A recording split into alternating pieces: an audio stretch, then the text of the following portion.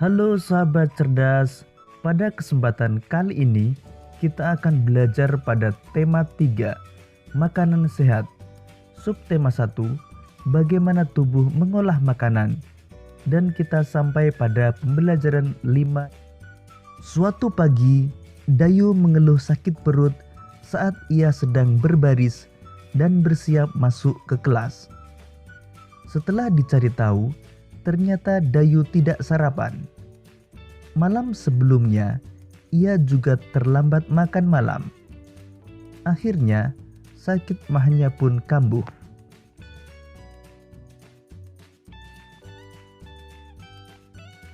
Banyak orang berpikir bahwa penyakit mah hanya bisa diderita oleh orang dewasa.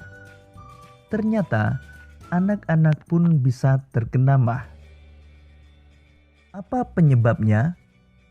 Apakah gejala mah yang dialami anak-anak sama dengan yang dialami orang dewasa?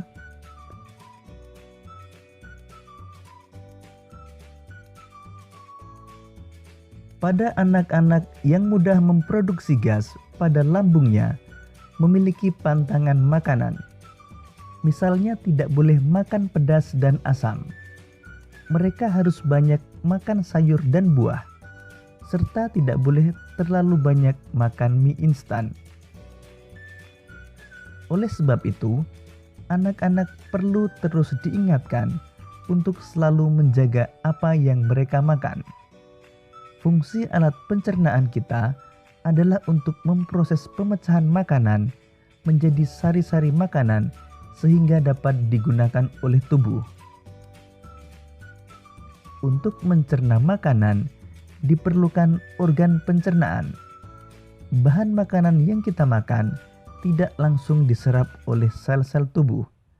Sebelum diserap, bahan makanan harus dicerna melalui proses pencernaan.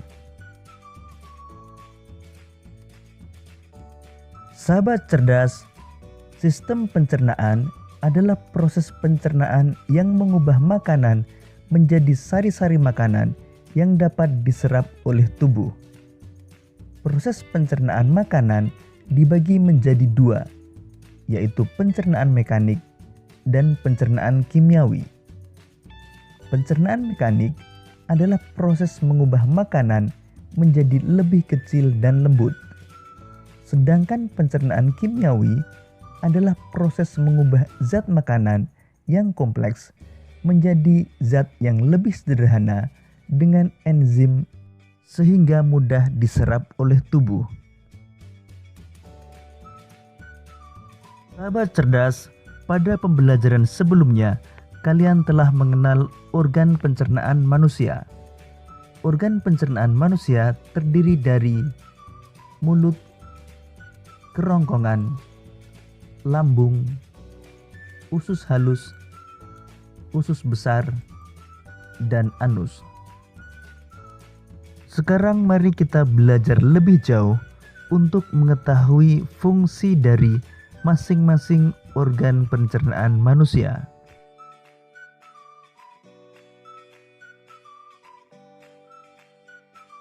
Organ yang pertama adalah mulut.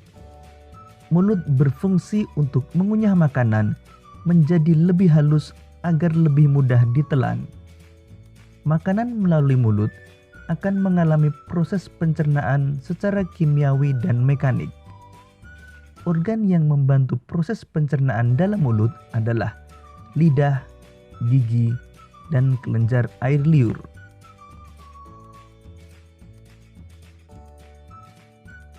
Kerongkongan. Kerongkongan adalah saluran yang menjadi penghubung antara rongga mulut dan lambung. Kerongkongan memiliki 2 bagian, yakni bagian faring dan esofagus.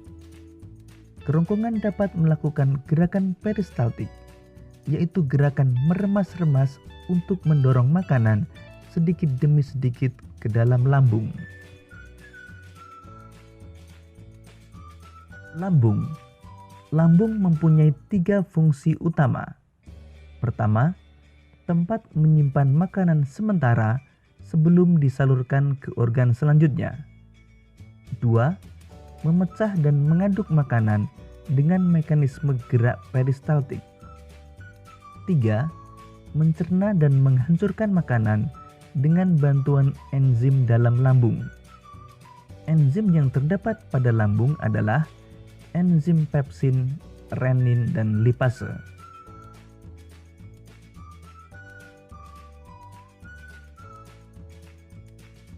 Usus halus. Usus halus berfungsi sebagai tempat penyerapan sari-sari makanan. Di dalam usus halus terjadi pencernaan secara kimiawi saja. Usus halus ini terbagi menjadi 3 bagian, yaitu duodenum atau usus 12 jari, jejunum atau usus kosong, dan ileum atau usus penyerapan.